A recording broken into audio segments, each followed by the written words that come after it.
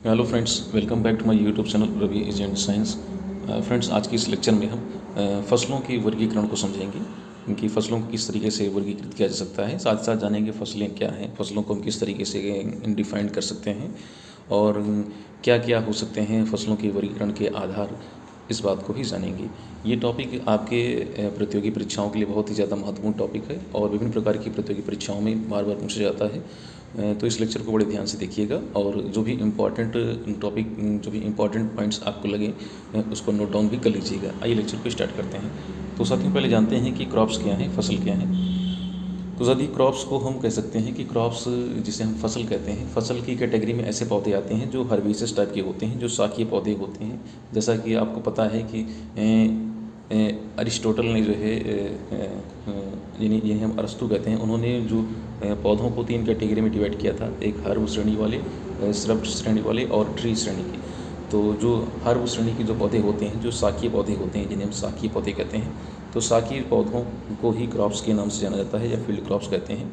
और साथियों, जो शाकीय पौधे हैं, जो हर्बिसियस प्लांट होते हैं, इनको हम कल्टीवेटेड फील्ड्स में, या कह सकते हैं कि इनको हम कल्टीवेट करते हैं। कहाँ पर कल्टीवेट करते हैं? फील्ड्स में कल्टीवेट करते हैं। तो ये बहुत ही सिंपल बातें हैं। और अंडर मोर और less extensive system of culture, यानी जो है थोड़ा सा कम या थोड़ा सा ज़्यादा जो है आप जो है जो सिस्टम ऑफ कल्चर है उसको अपना करके आप इनको कल्टीवेट करते हैं। Agronomic classification of different fields crop is given as under. और ये बताया गया है कि जो एग्रोनॉमिकली हम फील्ड क्रॉप्स को क्लासीफाइड कर सकते हैं, इन तरीक़ों से क्लासीफाइड कर सकते हैं। तो साथियों, जैसे पहले देखिए, फर्स्ट आप देखिए, पहला क्लासिफिकेशन का यानी पहला वर्गीकरण का जो आधार है, अकॉर्डिंग टू बोटेनिकल एस्पेक्ट्स, यानी जो इनके वानस्पतिक जो है परिप्रेक्ष्य में हम फसलों को जो है या क्रॉप्स को क्लासीफाइड कर सकते हैं। तो इस बेस पे इनके दो भाग किए जा सकते हैं, अर्थात 2 प्रकार से इनको विभाजित किया जा सकता है। एक वो पौधे जो या मोनोकाटिलेडन श्रेणी में आते हैं, और दूसरे जो होते हैं जिन्हें हम डाइकॉट्स कहते हैं, डाइकॉटिलेडनी जो प्लांट्स होते हैं। तो मोनोकाटिलेडनी प्लांट्स उन्हें कहते हैं, जिसे सरल शब्दों में बच्चों को समझाया जाता है कि एक बीजपत्री पौधे वे पौधे हैं, या एक बीजपत्री जो फसल हैं, जो क्रॉप्स हैं, उन्हें हम कहते हैं जिनमें जो कॉटिलेडन्स होते हैं, जो बीजपत्र होते हैं, वो एक होते हैं। ठीक है, अर्थात कह सकते हैं कि जो एक सीड वाला, ऐसे बोल दिया जाता है सामान्य शब्द में, तो उन्हें मोनोकाट्स कहते हैं। तो a plant having only one seed, इसे लिखा हुआ है कि a plants only having one seed या लीफ, सीड लीफ, हाँ ये बात ज़्यादा एग्जैक्ट है। Seed leaf means cotyledons or cotyledon in each of its seed and such plants have a shallow root, narrow leaves and tillering ability. ये जो इस श्रेणी के पौधे होते हैं, जिन्हें हम मोनोकॉट्स कहते हैं, इनमें जो जो जड़ें होती हैं वो शैलो रूट्स होती हैं, अर्थात उथली जड़ें पाई जाती हैं इनमें। नैरो लीव्स होती हैं, संकरी जो है पत्तियाँ होती हैं। और टिलरिंग एबिलिटी, इनमें एक अच्छी एबिलिटी होती है। मोनोकॉट्स में जो टिलरिंग यानी कल्ले निकलना एक बढ़िया क्वालिटी है इनकी। और इसके एग्जांपल की बात करें तो इसमें कुछ फैमिलीज़ हैं जो इसमें दी गई हैं, मेंशन की गई हैं। पहला है पोएसी फैमिली, जिसे हम ग्रास फैमिली के नाम से भी जानते हैं साथियों। इसमें जो आपकी सीरियल क्रॉप्स हैं वो इसमें इंक्लूडेड हैं। इसमें पैडी हो गया, वीट है, सोरघम है, पर्ल, मिलेट, मेज़ और शुगर केन, ये फसलें जो है आपकी इस फैमिली के अंतर्गत में आती हैं, जिन्हें पोएसी कहा जाता है, जिन्हें हम ग्रास फैमिली कहते हैं। एक और फैमिली मेंशन है जिंजीबरेसी फैमिली। जिंजीबरेसी जो फैमिली है, जिसे आप कहते हैं कि इसमें जो आपकी जो जिंजर है, ठीक है, ये आती है। साथ साथ जो है, जिसे आप टर्मरिक बोलते हैं, जिसे आप हल्दी कहते हैं, वो भी इसी फैमिली का एक इम्पॉर्टेंट क्रॉप्स है। तो जिंजीबरेसी फैमिली जो है आपका, और साथ साथ लिलिएसी फैमिली को भी मेंशन किया गया है। लिलिएसी फैमिली में ओनियन को मेंशन किया गया है। तो साथियों, ये जो फैमिली है, देखिए, मोनोकाट्स और डाइकाट्स को आप अगर प्रैक्टिकली समझें तो ज़्यादा बेहतर समझ में आएगी आपको फसलें। रटने से आपको फसलें नहीं समझ में आएंगी। आप जब उसके बारे में थोड़ा सोचेंगे तो क्रॉप्स आपको आसानी से याद हो जाएंगी। ठीक है, कि जिनमें जो पत्तियां जो होती हैं थोड़ा सा संकरी पत्तियां हों, और जड़ें एकदम उथली उथली जड़ें हों, और जिनमें कल्ले निकलने की क्षमता हो, मतलब टिलरिंग खूब होती हो, तो ऐसे जो फसलें होती हैं मोनोकाट्स की कैटेगरी में आती हैं। और इसके हमने कुछ फैमिलीज़ देख ली, पोएसी, जिंजीबरेसी और लिलिएसी फैमिली। अब साथियों देखते हैं डाइकॉट्स के बारे में।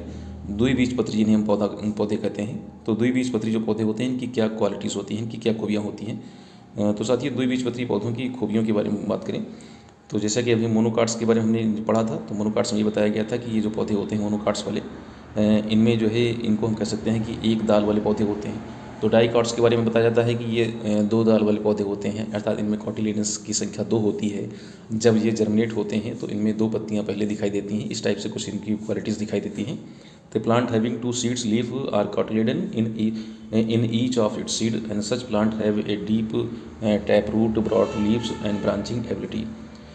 साथियों, जो डाइकॉट्स होते हैं, जो द्विबीजपत्री पौधे होते हैं, इनकी फीचर्स की बात करें, इनकी क्वालिटीज़ की बात करें तो इनमें डीप टैप रूट पाई जाती है। इनमें जो गहरी जो है टैप रूट, जैसे आप मूसला जड़ कहते हैं, वो पाई जाती है। ब्रॉड लीव्स होती हैं, पत्तियाँ थोड़ी सी चौड़ी होती हैं, और ब्रांचिंग एबिलिटी इनमें देखने को मिलती है। इनमें ब्रांचिंग एबिलिटी होती है। और जो मोनोकाट्स था उसमें हमने क्या बताया था, उसमें टिलरिंग एबिलिटी के बारे में हमने मेंशन किया था। अब इसके एग्जांपल्स के तौर पर देखें तो कुछ फैमिलीज़ को यहाँ पर मेंशन किया गया है, जैसे मालवेसी फैमिली। मालवेसी फैमिली में जैसे कॉटन हो गया, कपास, ठीक है, कॉटन या कपास और ओकरा। अब इन पौधों को देखिए तो इनमें जो जड़ें होंगी टैप रूट होंगी, पत्तियाँ थोड़ी सी चौड़ी होंगी, और साथ साथ इनमें जो है ब्रांचिंग एबिलिटी देखने को मिलेगी, इनमें शाखाएँ खूब बढ़िया से देखने को मिलेंगी। क्रूसीफेरी फैमिली को देखिए, कैबेज हो गया, मस्टर्ड का पौधा देखिए, सरसों का पौधा, तो सरसों के पौधों के देखिए इसमें खूब शाखाएँ आपको दिखाई देंगी।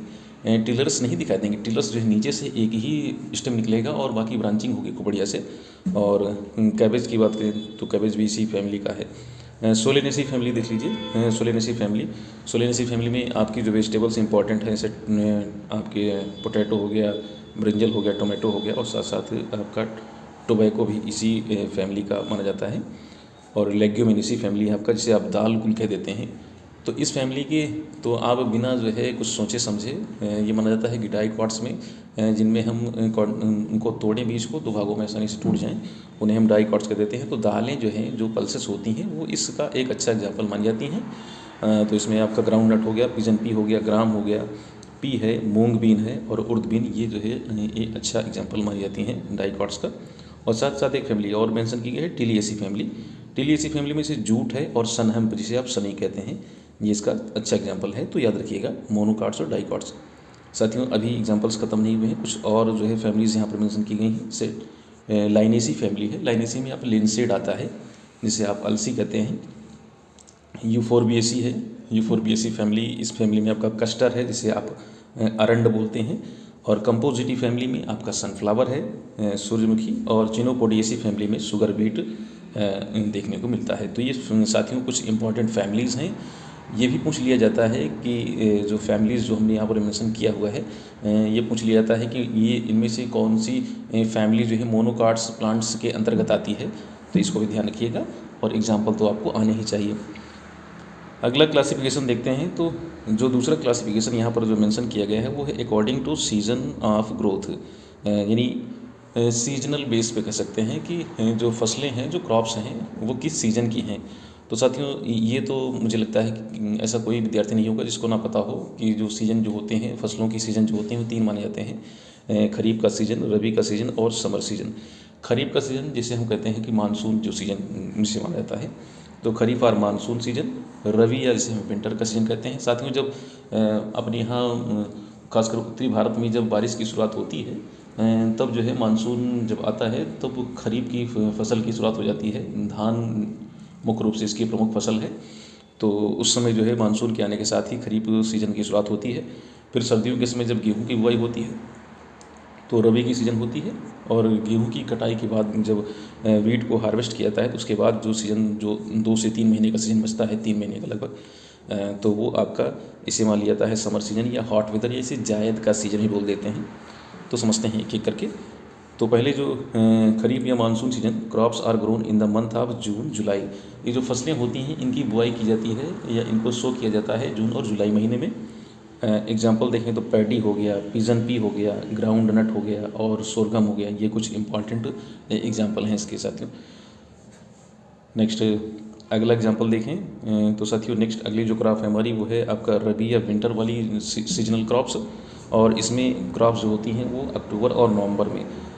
इतना आसान क्वेश्चन ही पूछ लिया जाता है, कभी कभी एग्जामिनर्स पूछ लेता है कि जो खरीफ की फसल है इसकी सोइंग टाइम क्या होता है, हार्वेस्टिंग टाइम क्या होता है, या रबी की जो फसल है या विंटर जो क्रॉप्स होती हैं इनका सोइंग टाइम क्या होता है या हार्वेस्टिंग टाइम क्या होता है। ये भी एग्जामिनर्स पूछ लेता है बच्चों से, तो इसको भी याद रखना बहुत ज़रूरी है।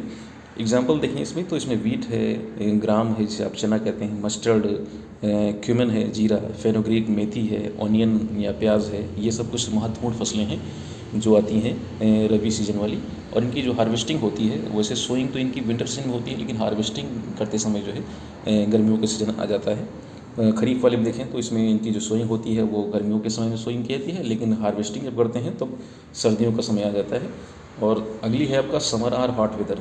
तो ये जो साथियों ये जो फसलें होती हैं, इनको समर या हॉट वेदर इसलिए कहते हैं क्योंकि इनकी बुआई और इनकी हार्वेस्टिंग दोनों गर्मियों में ही होती है। तो crops are grown in the month of February to June. फरवरी से जून के बीच में जो है ये फसलें जो है ग्रो होती हैं। एग्जाम्पल की बात करें तो जैसे पैडी को भी इसमें रख लिया जाता है, ग्रीन ग्राम को रख लिया जाता है, क्योंकि कहीं कहीं पर जो पैडी है वो खरीफ के साथ साथ जो है आपका इस सीज़न में भी बोई जाती है। ब्लैक ग्राम हो गया और आपका काउपी। ये कुछ इंपॉर्टेंट क्रॉप्स हैं जो समर या हॉट सीजन में या हॉट वेदर में जिनकी सोइंग की जाती है। यह हम सब इस तीसरे वाले जो है सीज़न को हम जायद का सीज़न भी कह देते हैं। तो साथियों इसको याद रखिएगा, इंपॉर्टेंट है। आगे चलते हैं और नेक्स्ट अगला क्लासिफिकेशन देखते हैं। तो अकॉर्डिंग टू लाइफ पीरियड या लाइफ साइकिल आप कह सकते हैं। तो साथियों जो जीवन अवधि के आधार पर जो फसलें हैं वो 3 तरीके की होती हैं। एक वो हैं जो जिनका अपना जीवन काल एक ही साल में, एक ही वर्ष में कंप्लीट हो जाता है, उसे हम कहते हैं एनुअल क्रॉप्स कहते हैं। दूसरी वो हैं जो अपनी लाइफ साइकिल को 2 साल में कंप्लीट करते हैं, उन्हें बाइनल क्रॉप्स कहते हैं। और तीसरी वो फसलें हैं जो अपनी लाइफ स्पैन को 2 से ज़्यादा वर्षों में कंप्लीट करती हैं, उन्हें हम पेरिनियल क्रॉप्स कहते हैं। तो वन बाय वन इंपॉर्टेंट जो भी एग्जांपल हैं उनको देखते चलते हैं। तो सबसे पहले हम डिस्कस करते हैं एनुअल क्रॉप्स के बारे में। जो 1 वर्षीय पौधे होते हैं या वार्षिक पौधे जिन्हें कहते हैं, a plants which grown from seed. एक ऐसी फसल या एक ऐसा पौधा जिसको सीड से बुआई किया जाता है, और सीड से उसको हमने सोइंग किया, और वो अपना जो है सीड से बुआई करने के बाद अपना पूरा जो जीवन काल है, जो लाइफ स्पैन है, एक ही साल में या एक ही सीजन में कंप्लीट कर लेता है। कम से कम 1 सीजन या अधिकतम जो है 1 साल के अंदर जो है अपनी जीवन को समाप्त कर ले, तो ऐसी फसलों को हम कहते हैं एनुअल क्रॉप्स कहते हैं। और इसमें सीरियल क्रॉप्स आपकी सभी आती हैं, जो भी आपकी जो खाद्यान्न वाली फसलें हैं, सीरियल क्रॉप्स जो है स्टेबल फूड्स जो हैं, जैसे धान हो गया, गेहूँ हो गया, ये सब जो फसलें हैं आपकी, या फिर और जो मिलेट वाली जो फसलें हैं अधिकांश वो आपकी इसमें आती हैं। फिर अगला देखते हैं हम बाइनल क्रॉप्स के बारे में। तो साथियों बाइनल क्रॉप्स या द्विवर्षीय पौधे फसलें ऐसी फसलें हैं, a plants which complete its life cycle in 2 season or years. Biennial crops में हम उनको कह देते हैं जो फसलें अपना जीवन काल 2 सीजन में पूर्ण करती हैं, या फिर कह सकते हैं कि ईयर्स में कंप्लीट करती हैं, 2 सीजन या 2 ईयर्स में कंप्लीट करती हैं। ड्यूरिंग फर्स्ट सीजन या ईयर कह रहे हैं कि पहले जो वर्ष या पहले अवधि के दौरान या पहले वर्ष के दौरान they complete it's vegetative growth, यानी प्रथम वर्ष में वो अपना जो है वेजिटेटिव ग्रोथ को कंप्लीट करती हैं। उनकी जो शाकीय वृद्धि होती है, वेजिटेटिव ग्रोथ उनकी कंप्लीट होगी। एंड ड्यूरिंग सेकंड ईयर, और जब दूसरा साल आएगा तो they complete it's reproductive growth, वह अपनी रिप्रोडक्टिव ग्रोथ को कंप्लीट करती हैं। एग्जाम्पल की बात करें तो इसमें शुगर केन हो गया, शुगर बीट हो गया, और बनाना हो गया, ऑनियन, ये सब एग्जाम्पल हैं किसके साथियों? तो ये सब एग्जाम्पल हैं आपका बाइनल क्रॉप्स के। अब लास्ट देखते हैं तीसरा जो क्लासिफिकेशन है इसमें, वो है पेरिनियल क्रॉप्स का। पेरिनियल क्रॉप्स मतलब जो 2 वर्ष से अधिक समय अपना स्पेंड करती हैं, जो अपना लाइफ साइकिल 2 साल से ज़्यादा में अपना कंप्लीट करती हैं। इसमें आपके जो फ्रूट क्रॉप्स होंगे उसमें आएंगे। A plant which complete its life cycle in more than 2 seasons या ईयर। इसमें अगेव हो गया, एलिफेंट फुट, ये आपका इम्पोर्टेंट है। अगेव और एलिफेंट फुट ये एग्जाम्पल हैं आपके जो है बहुवर्षीय फसलों के। चलिए आगे चलते हैं। अगला क्लासिफिकेशन है अकॉर्डिंग टू कल्चरल प्रैक्टिसेस। तो कर्षण विधियों के आधार पर भी हम फसलों को वर्गीकृत कर सकते हैं। तो कर्षण विधियों पर यानी कल्चरल प्रैक्टिस के आधार पर कई प्रकार से इनका वर्गीकरण किया गया है। कल्चरल प्रैक्टिस के आधार पर जो पहला क्लासिफिकेशन है वो है आपका इरीगेटेड क्रॉप्स या सिंचित जो फसलें हैं। इसमें आपका इरीगेटेड क्रॉप्स इसको इसलिए कहते हैं क्योंकि इनको सिंचाई की बहुत ज़्यादा आवश्यकता होती है। जिसमें आपका शुगर केन हो गया, या पैडी हो गया, या बनाना हो गया, ये ऐसी क्रॉप्स हैं, ऐसी फसलें हैं जिन्हें सिंचाई की अधिकाधिक आवश्यकता होती है, बार बार सिंचाई या पानी देने की आवश्यकता होती है, इसलिए इनको इरीगेटेड क्रॉप्स कहा जाता है। दूसरा जो क्लासिफिकेशन है साथियों वो है dry farming crops. Dry farming crops मतलब इनको जस्ट उसके अपोजिट हैं। इन जैसे कि पहले वाले को बताया गया कि इरीगेटेड क्रॉप्स हैं, अधिकाधिक सिंचाई की आवश्यकता पड़ती है, तो ये जो हैं जिनको कम से कम पानी की आवश्यकता होती है। The crop which are grown under natural precipitation. ये जो ड्राई फार्मिंग जो क्रॉप्स होती हैं इनको जो है जो प्राकृतिक जो है वर्षण जो वाली क्रियाएँ होती हैं बारिश पे ही आश्रित होती हैं।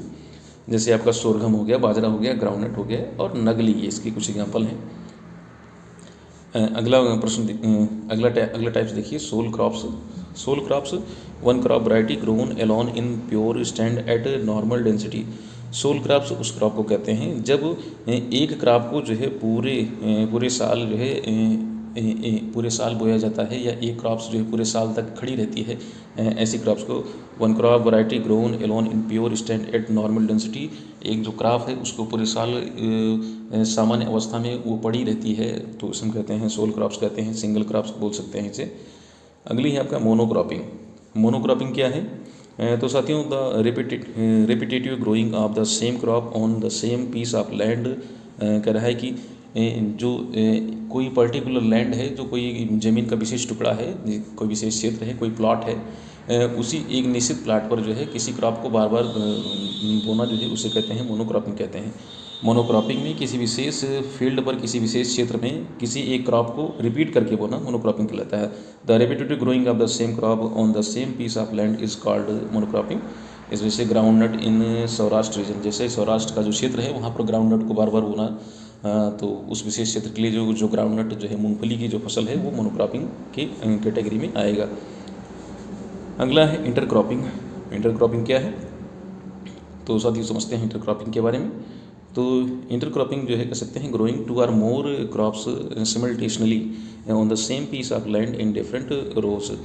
इंटरक्रॉपिंग में कह रहे हैं कि दो या अधिक जो फसलें हैं उनको एक साथ में और सेम पीस ऑफ लैंड में बोना, लेकिन डिफरेंट रोज़ में। जैसे एक रोज़ में सोरगम है तो दूसरे में ब्लैक ग्राम है, पिजन पी है या ग्राउंडनट है, शुगर केन, अनियन, इस तरीके से एक ही साथ एक समय में बोया जा रहा है, लेकिन अलग अलग रोज़ में बोया जा रहा है। इसे कहते हैं इंटरक्रॉपिंग करना कहते हैं। इंटरक्रॉपिंग में किसी पर्टिकुलर पीस ऑफ लैंड में फसलों को, दो से अधिक फसलों को बोया जा रहा है, लेकिन उनको मिक्स करके नहीं बोया जा रहा है, बल्कि उनको कैसे बोया जा रहा है? अलग अलग लाइनों में बोया जा रहा है। तो अलग अलग लाइनों में बोना इंटरक्रॉपिंग कहलाता है। जब दो से अधिक फसलों को बोया जा रहा है लेकिन मिक्स करके नहीं बोया जा रहा है, बल्कि कैसे बोया जा रहा है? अलग अलग लाइनों में बोया जा रहा है, तब इसे कहते हैं इंटरक्रॉपिंग कहते हैं साथियों। जैसे बताया जा रहा है कि सोरघम और उसके बगल में ब्लैक ग्राम को बोया जाए, दूसरी लाइन में पिजन पी को बोया जाए, ग्राउंडनट को बो दिया जाए, शुगर केन को बोया जाए और साथ साथ ऑनियन को बो दिया जाए, लेकिन ये अलग अलग लाइनों में इनकी बुआई की गई है, तो इसे बोलते हैं इंटरक्रॉपिंग। और लास्ट बचा है मिक्स क्रॉपिंग। तो मिक्स क्रॉपिंग क्या है? तो ये इंटरक्रॉपिंग की तरह मिक्स क्रॉपिंग भी होता है। इंटरक्रॉपिंग में जो रोज़ होती हैं वो डिस्टिंक्ट होती हैं, अलग अलग होती हैं, लेकिन मिक्स क्रॉपिंग में ऐसा कुछ नहीं होता है। मिक्स क्रॉपिंग में जो रोज़ होती हैं उनको अलग नहीं रखा जाता है, वो मिक्सअप होती हैं। तो growing two or more crops simultaneously on the same land without irrespective और डेफिनेट रो पैटर्न। तो इनको बिना किसी रो पैटर्न को ध्यान में रखे हुए ये मिक्स करके बो दिया जाता है, इसे मिक्स क्रॉपिंग कहते हैं। साथ में जैसे देखिए सोरघम प्लस ग्रीन ग्राम और प्लस ब्लैक ग्राम, इनको एक साथ बो देना मिक्स करके, इसे कहलाते हैं मिक्स क्रॉपिंग कहलाता है। तो ये था कल्चरल प्रैक्टिसेस के बेस पर जो है। और अब अगला क्लासिफिकेशन है अकॉर्डिंग टू एग्रोनॉमिकल और इकोनॉमिकल एस्पेक्ट। तो इकोनॉमिकल एस्पेक्ट पर जो है या आर्थिक जो है परिप्रेक्ष्य में फसलों को किस तरीके से क्लासीफाइड किया गया है। तो इसमें तीन कैटेगरी बनाई गई हैं इसमें। एक फूड क्रॉप्स होती हैं, दूसरी नॉन फूड क्रॉप्स वाली, और तीसरी स्पेशल क्रॉप्स। इस बेस पे इनको तीन भागों में डिवाइड किया गया है। तो अकॉर्डिंग टू एग्रोनॉमिकल और इकोनॉमिकल एस्पेक्ट, तो फूड क्रॉप्स में मतलब जो as a source of energy, जिनको भोजन के रूप में जिन फसलों को उपभोग किया जाता है, कंजप्शन किया जाता है, उन्हें फूड क्रॉप्स कहते हैं। साथ ही इसमें से सीरियल क्रॉप्स आती हैं, पल्स क्रॉप आती हैं, लेग्यूम्स क्रॉप आती हैं। पल्स क्रॉप को लेग्यूम क्रॉप ही कहा जा सकता है। Edible oil crops, oil seeds crop आती हैं। इसके अलावा और भी बहुत सारी क्रॉप्स हैं। फ्रूट क्रॉप्स आती हैं, ये आपकी फूड क्रॉप्स में आती हैं। फूड क्रॉप्स के अंतर्गत कौन कौन है तो देख लेते हैं एक बार। सीरियल्स हैं, सीरियल्स में आपका पैडी हो गया, वीट हो गया, मेज़, सोरघम, बाजरा और नगली एक्सेट्रास। पल्सेस में दालों में आपका ग्राम हो गया, ग्रीन ग्राम हो गया, ब्लैक ग्राम हो गया, पिजन पी हो गया, काउ पी हो गया, इंडियन बीन हो गया, माउथ बीन हो गया, एक्सेट्रास, ये सब आते हैं। लेग्यूम्स की बात करें तो लेग्यूम्स में वही जो पल्स क्रॉप हैं वही लेग्यूम क्रॉप्स भी हैं, लेकिन ऐसा नहीं है कि पल्स क्रॉप्स सारी लेग्यूम क्रॉप्स ही हों। तो ग्राउंडनट आपका सोयाबीन और क्लस्टर बीन, ये आपकी जो है लेग्यूम्स में आती हैं। एडिबल ऑयल सीड क्रॉप्स, तो ऑयल सीड क्रॉप्स में इससे ग्राउंडनट ऑयल सीड क्रॉप हो गई, सेसमम हो गया, सनफ्लावर हो गया, मस्टर्ड हो गया, सैफलावर, ये सब ऑयल सीड क्रॉप्स कहलाती हैं, जो कि इनका उपभोग किया जाता है किसी न किसी तरीके से। और फिर उसके बाद है फ्रूट क्रॉप्स हो गए। फ्रूट क्रॉप्स में जो हमारे जो फलों वाले हैं, मैंगो हो गया, बनाना हो गया, सपोटा, गुआवा, पपाया, बेर, ग्रेप, साइट्रस क्रॉप्स एक्सेट्राज, ये फ्रूट क्रॉप्स हैं। तो ये सब फूड क्रॉप हैं, या कह सकते हैं कि ईटेबल क्रॉप्स हैं। फिर इसके बाद वेजिटेटिव क्रॉप्स हैं। वेजिटेबल क्रॉप्स भी इसी में आती हैं। वेजिटेबल में आपका जो है वेजिटेबल कई कैटेगरी के हैं, जैसे कि इसमें बता दिया गया है कि, एक मिनट ज़रा देखिए, तो फ्रूट क्रॉप्स हो गया, फिर वेजिटेबल क्रॉप्स। अब वेजिटेबल्स क्रॉप्स को थोड़ा सा और क्लासीफाइड किया गया है। इसमें लीफी वाली वेजिटेबल हैं। लीफी वेजिटेबल में आपका कैबेज, फेनुग्रीक, पालक, फ्रूट्स वाले वेजिटेबल हैं जिनका वेजिटेटिव पार्ट जो है, ऐसी वेजिटेबल जिनका फ्रूट वाला पार्ट यूज़ किया जाता है एज ए वेजिटेबल, जैसे टोमेटो हो गया, ओकरा हो गया, ब्रिंजल हो गया। तो इम्पॉर्टेंट है, साथ ही में पूछ लिया जाता है, एग्जामिनर्स पूछता है कि इसका जो है यूजफुल पार्ट कौन सा है। तो कैबेज, फेनुग्रीक और पालक का लीफ, और फ्रूट का जो है आपका टोमेटो या ओकरा या ब्रिंजल, रेडिस और कैरेट, ये क्या है, रूट हैं। रेडिस और कैरेट रूट हैं। ट्यूबर या स्टेम पोटैटो, स्वीट पोटैटो या जिंजर या टर्मरिक, ये आपके ट्यूबर या स्टेम हैं। बल्ब में ऑनियन और गार्लिक, और फ्लावर में कलीफ्लावर, और पॉड की बात करें तो French bean, pigeon P and cow P and Indian beans, ये सब आती हैं आपकी पॉड में।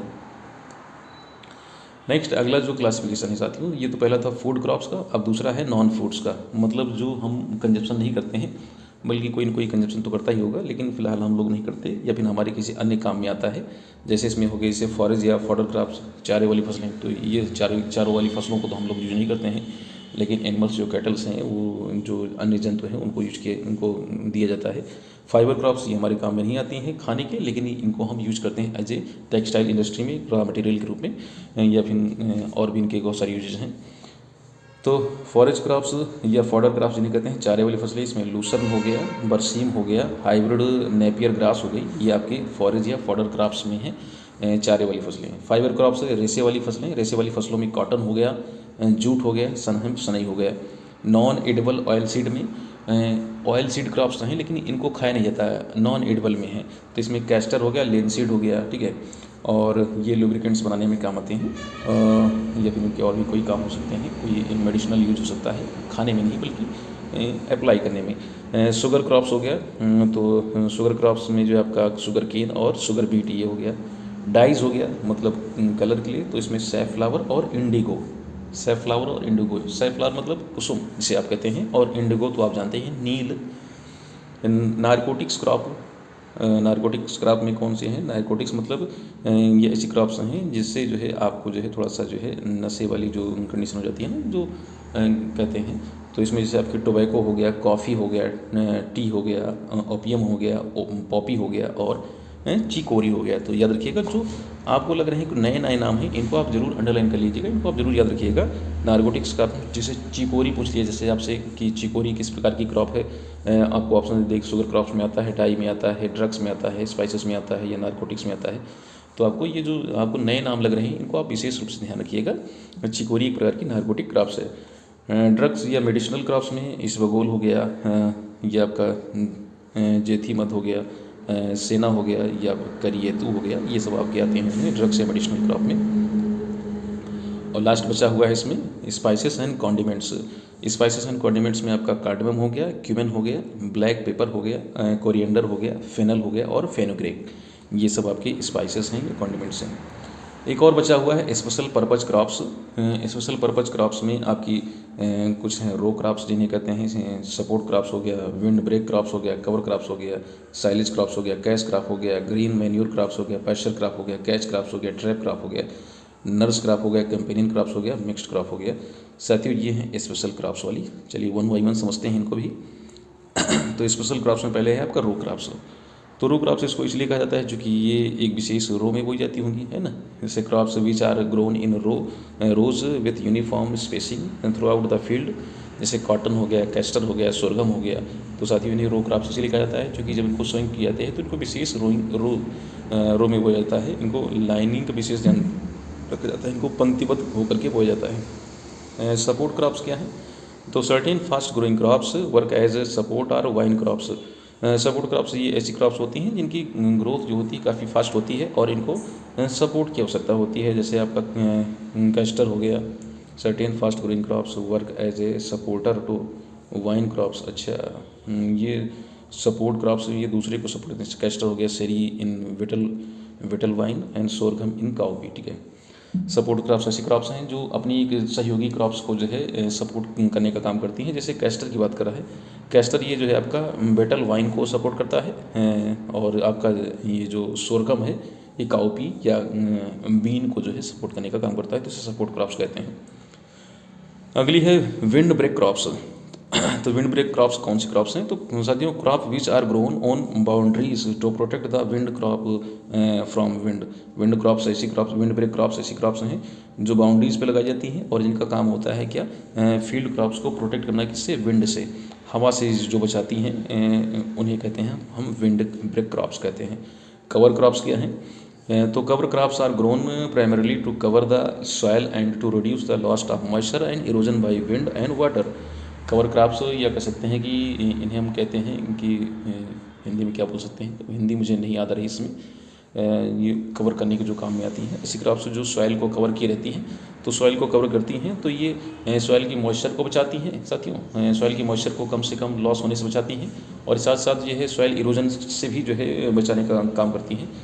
तो ये इनकी वेजिटेटिव ग्रोथ बहुत ज़्यादा होती है। जैसे ग्राउंडनट हो गया, ये आपका किडनी बीन्स हो गया, काउपी हो गया, मूंग बीन हो गया, ये जो फसलें होती हैं कि वेजिटेटिव ग्रोथ इस तरीके से होती है कि ये कवरिंग का काम करती हैं, एक प्रकार से आवरण बना देती हैं। नेक्स्ट अगली है आपका साइलेज क्रॉप। साइलेज क्रॉप्स, तो crops which are preserve in a succulent conditions by partial fermentation in a tight silo pit, example maize, sorghum और बाजरा। ये जो क्रॉप्स होती हैं जिन्हें हम साइलेज क्रॉप्स कहते हैं, ये साइलेज बनाने में, आपको साइलेज के बारे में पढ़ाया गया होगा जब आपने पढ़ा होगा एनिमल हस्बेंड्री, तो उसमें साइलेज एक जो है आपका तरीका है फॉडर्स को प्रिजर्व करने का, चारे को प्रिजर्व करने का एक तरीका है साइलेज बनाने का। तो साइलेज बनाने में जो फसलें यूज की जाती हैं उन्हें हम साइलेज क्रॉप्स कहते हैं। तो इसमें आपका मेज़ हो गया या सोरगम हो गया, बाजरा, ये सब जो है आपकी साइलेज क्रॉप कहलाती है। अब अगला है आपका कैश क्रॉप। कैश क्रॉप क्या है? तो crops grown for sale and brings money immediately. ऐसी फसलें जो कैश पर्पज से बोई जाती हैं, अर्थात जिनसे हमें तुरंत पैसा मिल जाता है, ऐसी फसलों को कैश क्रॉप कहा जाता है। Crop grown for sale and bring money immediately, जैसे कॉटन हो गया, टोबैको हो गया, पोटैटो हो गया, शुगर केन हो गया, फसल तैयार हुई, उसको हमने सेल किया और हमको तुरंत पैसा मिल गया, मनी मिल गया, इन्हें बोलते हैं कैश क्रॉप कहते हैं। और साथियों अगली है आपकी क्रॉप्स, वो है आपका ग्रीन मैन्योर क्रॉप्स। तो ग्रीन मैन्योर क्रॉप्स, जैसे नाम से ही इसकी क्लियर हो रहा है, ये ऐसी क्रॉप्स हैं जो ग्रीन जो हरी भरी फसलें हैं और साथ साथ मैन्यूरिंग के काम आती हैं, यानी जो देसी खाद जिन्हें आप कहते हैं उनको बनाने के काम आती है। तो यानी crop which are grown and buried into the soil for improving the soil condition by the addition of organic matter, जो सॉइल में ऑर्गेनिक मैटर को इन्हेंस करें और ग्रीन हो, हरी भरी फसलें हों, इन्हें हम ग्रीन मैन्योर क्रॉप्स कहते हैं। साथियों इनमें से आपका सनी हो गया और ढैंचा हो गया या ग्लाइसिडिया हो गया, ग्लाइसिडिया, ये जो आपकी फसलें जो है आपका ग्रीन मैन्योर क्रॉप्स में है। तो जैसे ग्लाइसिडिया, ये शब्द जो नया आपको लग रहा है, इसको ज़रा ध्यान से एक बार देख लीजिएगा, इंपॉर्टेंट है। अगली है पास्चर क्रॉप्स। तो different types of vegetation found on pastures और grassland area which usually grow, इसमें ढारो हो गया एंड ड्यूडियो, जिंजियो, ये आपकी क्रॉप्स जो हैं पास्चर क्रॉप्स। ये जो है ग्रासलैंड पे पाई जाने वाली क्रॉप्स होती हैं, इन्हें हम पास्चर क्रॉप्स कहते हैं। अगला है कैच क्रॉप। कैच क्रॉप साथियों कौन सी क्रॉप है? तो crop which is grown as a substitute for the main crop that has failed on account of unfavourable conditions. तो कैच क्रॉप उन क्रॉप को बोल दिया जाता है जो एज ए सब्स्टिट्यूट जो है क्रॉप्स के रूप में जो है ग्रो की जाती हैं या लगाई जाती हैं, सोइंग की जाती हैं, और जो हमारी जो मेन क्रॉप होती है किसी कारणवश जो है अनफेवरेबल कंडीशन के कारण या फिर और किसी कारणवश फेल हो जाती है, तो उसके स्थान पे हम कैच क्रॉप्स को लगा देते हैं। Example cowpea, sesame, green gram. Crop which is grown as a substitute for the main crop that has failed on account of unfavourable conditions. जो अनफेवरेबल कंडीशन के कारण जो फेल हो गई है क्रॉप, मेन वाली क्रॉप, तो उसके स्थान पे जो दूसरी क्रॉप लग जाती है उसे कैच क्रॉप कहते हैं। जैसे आपकी हो गई काउपी, हो गई सीसेम, हो गया और ग्रीन ग्राम, ये इसका एग्जाम्पल है कैच क्रॉप का। चलिए साथियों अगला देते हैं ट्रैप क्रॉप। ट्रैप क्रॉप नाम से ही इसकी क्लियर है, ट्रैप करना। तो crop which is grown on boundary of the field for protection against paste, insect and disease. तो किसको ट्रैप करने का काम करती हैं? तो ये साथियों ट्रैप करती हैं पेस्ट को, इंसेक्ट को और डिजीज़ को, तो इनको हम ट्रैप क्रॉप कहते हैं। अगली है नर्स क्रॉप। नर्स क्रॉप क्या है? तो crop which is use to protect or nurse the other crop in their young stage, example cluster bean in ginger and sun hemp in sugar cane. तो nurse crop ऐसी crop होती हैं साथियों, देखिए क्या लिखा है, crop which is use to protect or nurse the other crop in their young stage. ऐसी फसलें जो प्रोटेक्ट करती हैं या नर्स करती हैं, मतलब नर्स मतलब हेल्प करती हैं, कह सकते हैं, उनको नरिश करती हैं, पोषण देती हैं दूसरी फसलों को अपनी यंग स्टेज में, जैसे क्लस्टर बीन जिंजर में और सनहेम्प जो है आपका शुगर केन की फसल में ये नर्स क्रॉप का काम करती हैं। अगले है आपका companion crop. Two crops are taken together with the aim that they are benefited to each other. Companion crops ऐसी क्रॉप्स होती हैं जो साथ साथ जिन फसलों को हम एक साथ लगाते हैं तो एक दूसरे को लाभ पहुंचाती हैं, इन्हें कंपेनियन क्रॉप्स कहते हैं। मेज एंड ग्रीन ग्राम जो है आपका ये कंपेनियन क्रॉप्स का एग्जांपल है। Two crops are taken together, एक साथ इनको बोया जाता है, एक साथ इनको लगाया जाता है with the aim that they are benefited to each other, कि वो एक दूसरे को लाभ पहुंचाएंगे, इस बेस पर लगाना जो है दो फसलों को कंपेनियन क्रॉप्स कहलाता है। और अगला है मिक्स क्रॉप। मिक्स क्रॉप मतलब मिश्रित वाली फसलें। तो two or more than two crops are grown together on the same piece of land at the same time. जैसे इसमें आपका एग्जाम्पल के तौर पर देखें तो इसमें आपका बाजरा और काउपी के साथ में ग्रीन ग्राम, इन सबको मिक्स करके बोना आपका मिक्स क्रॉप्स कहलाता है। तो साथी ये थी आज की हमारी इम्पोर्टेंट क्लास, जो कि आपका क्लासिफिकेशन पर बेस्ड थी हमारी, किसका क्लासिफिकेशन हमने समझा। तो हमने क्रॉप्स को देखा कि किस तरीके से क्रॉप्स को क्लासीफाइड किया जा सकता है। साथियों ये आज इसकी थोड़ी सी कह सकते हैं कि डिस्क्रिप्टिव क्लास थी, इसके हम वन लाइनर्स आपको नेक्स्ट कल ही लेकर आएंगे और इससे संबंधित वन लाइनर क्या MCQs लाने का प्रयास करेंगे, और जो भी इससे संबंधित जो महत्वपूर्ण जो आपके ऑब्जेक्टिव टाइप के क्वेश्चन बन सकते हैं कल की क्लास में हम ले आएंगे। और मुझे उम्मीद है कि ये लेक्चर आपको बहुत पसंद आया होगा। अपना सुझाव आप हमें कमेंट बॉक्स में या जो है आप दे सकते हैं, और साथ ही साथ अगर आप चैनल पर नए हैं तो चैनल को सब्सक्राइब कर सकते हैं, और साथ साथ बेल आइकन को प्रेस करके जो है